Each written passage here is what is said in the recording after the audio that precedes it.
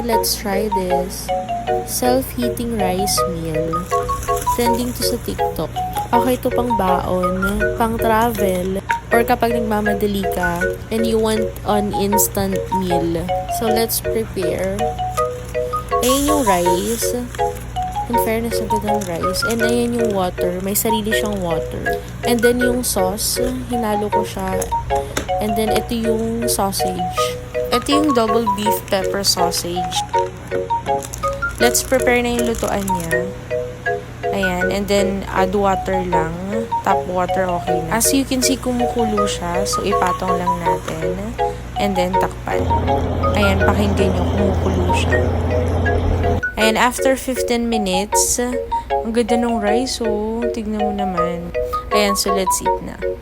Mainit siya, pero, my God, medyo maanghang lang siya, pero ang sarap. Yung sausage, hindi ganun katigas, since naluto siya.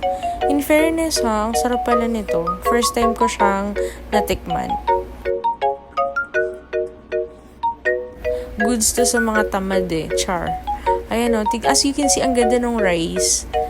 Buhaghag siya. And masarap siya actually. You must try this one. Ang daming flavor. Simot sa sarap.